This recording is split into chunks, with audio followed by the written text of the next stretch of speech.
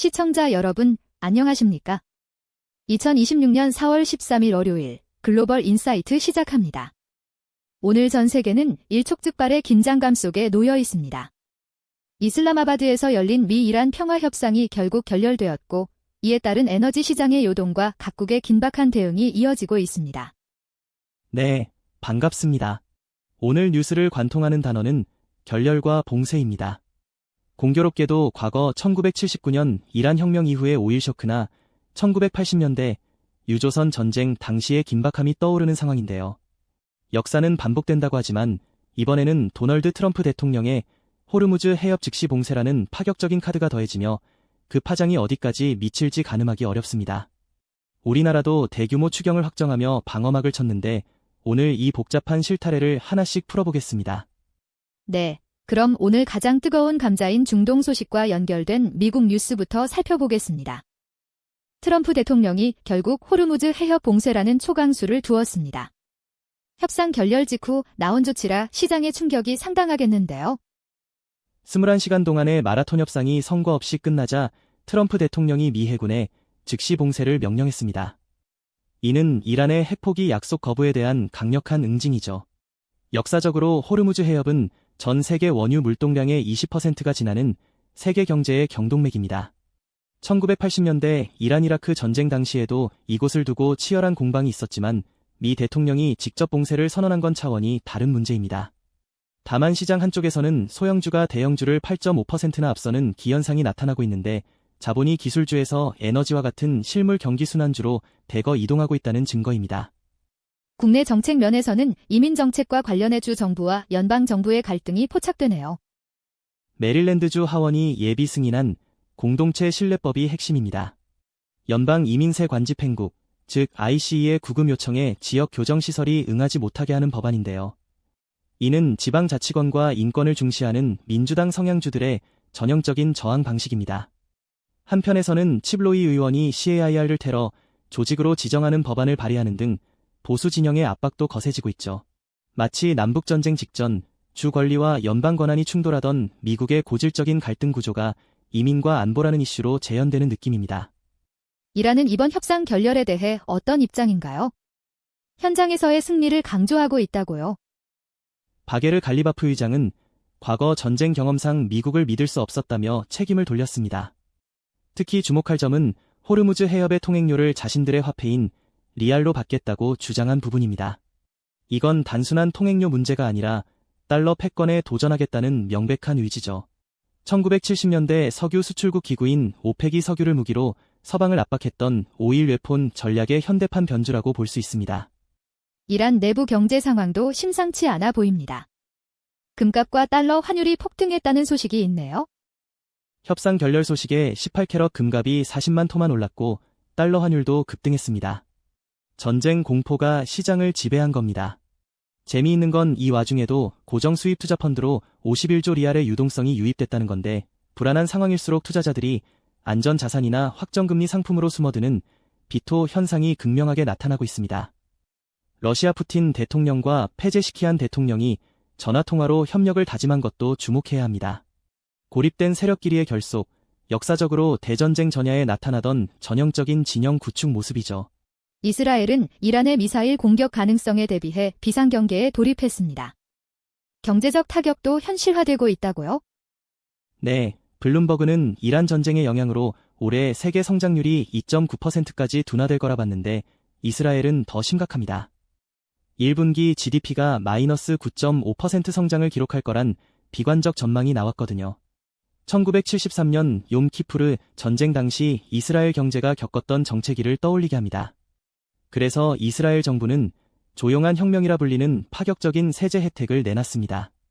해외 거주 이스라엘인이나 유대인 이민자가 귀국하면 소득세를 면제해주는 방식인데 전쟁 중에도 인적 자원을 확보해 경제의 불씨를 살리겠다는 시온주의적 생존 전략입니다. 안보 상황 때문에 국가적인 기념 행사들까지 줄줄이 취소되고 있네요. 독립기념일 행사가 대거 취소됐고 대신 홀로코스트 추모의 날인 욤 하슈아 행사가 엄숙하게 거행되고 있습니다.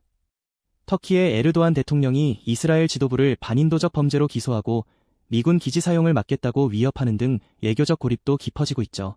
마치 고대 유대 왕국이 강대국들 사이에서 고군분투하던 시기를 보는 듯한데 월드컵 드론 보안을 자국 기업인 센트릭스가 맡게 된 것 같은 기술적 성과가 그나마 위안이 되는 상황입니다. 한국 소식입니다. 정부가 중동 위기에 대응해 26조 2천억 원 규모의 추가 경정 예산안을 확정했습니다. 상당히 신속한 조치네요. 이재명 대통령의 억강부약 기조가 민생 경제 방어에 집중된 모습입니다. 고유가와 공급망 위기라는 파도를 막기 전에 미리 모래주머니를 쌓는 격이죠. 1930년대 루스벨트의 뉴딜 정책이 공공사업으로 일자리를 만들었다면 이번 추경은 에너지 충격으로부터 서민과 기업을 보호하는 에너지 뉴딜 성격이 강합니다.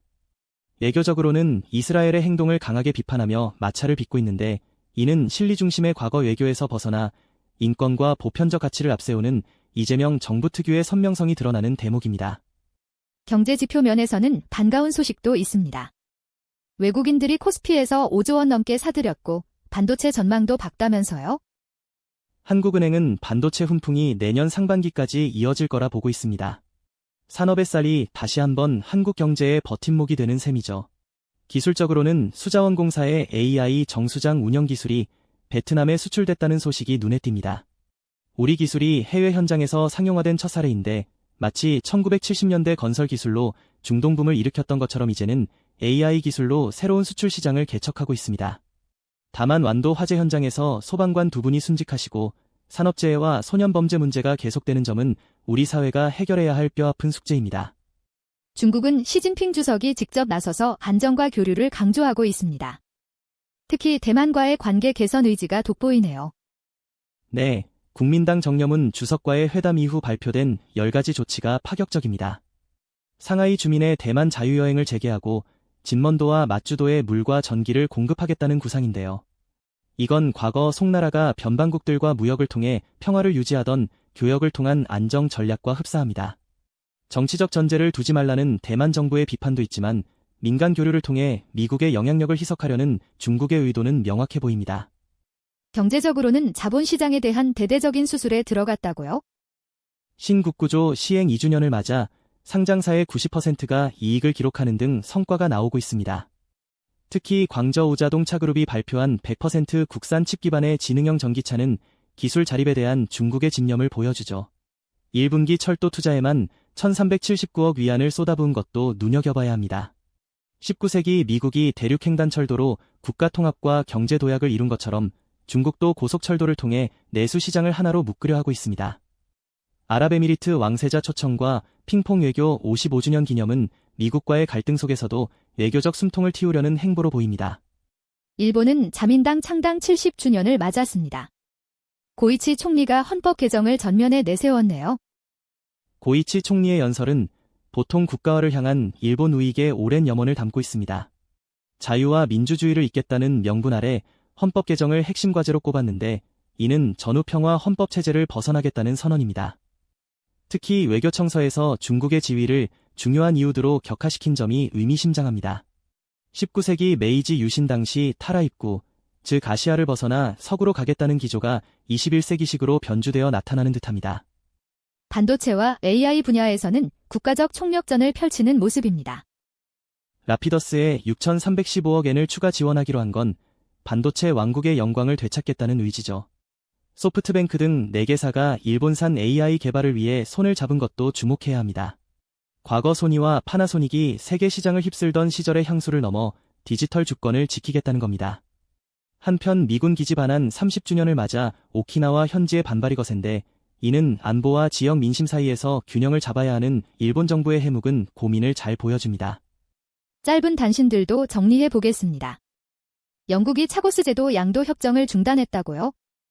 네, 트럼프 대통령의 지지 철회 때문입니다. 인도에 군사기지가 있는 전략적 요충지라 미국의 입김이 작용한 건데 대영 제국의 퇴각이 트럼프라는 변수를 만나 멈춰선 형국입니다.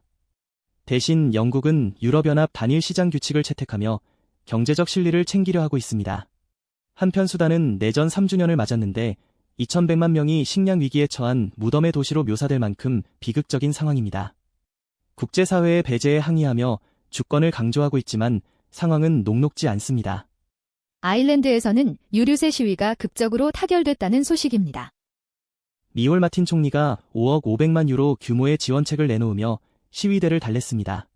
주유소 3분의 1이 고갈될 정도의 혼란이었는데 정부가 결국 백기를 든 셈이죠. 흥미로운 건 이 와중에 글로벌 기업인 웨더포드가 텍사스로 본사를 옮기기로 한 건데 세제와 운영 효율을 따지는 기업들의 탈아일랜드 현상이 조세 회피처로서의 명성에 균열을 내고 있습니다. 네, 오늘 정말 긴박한 글로벌 소식들이 많았습니다.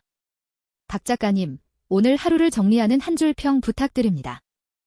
폭풍의 눈 속에서는 파도를 보지 말고 배의 평형을 보라고 말씀드리고 싶습니다. 중동발 에너지 위기와 강대국들의 자국 우선주의가 몰아치고 있지만 우리 경제의 기초 체력과 기술력이 든든하다면 이 경랑도 충분히 헤쳐나갈 수 있을 겁니다. 1970년대의 위기가 한국 경제를 단단하게 만들었듯 지금의 도전이 새로운 기회가 되길 기대해봅니다. 네, 글로벌 인사이트 오늘 준비한 순서는 여기까지입니다. 세계 경제와 정치의 흐름을 읽는 시간이 여러분의 하루에 실질적인 도움이 되었기를 바랍니다. 오늘 하루도 활기차고 의미 있게 보내시길 응원하겠습니다. 시청해주신 여러분, 고맙습니다.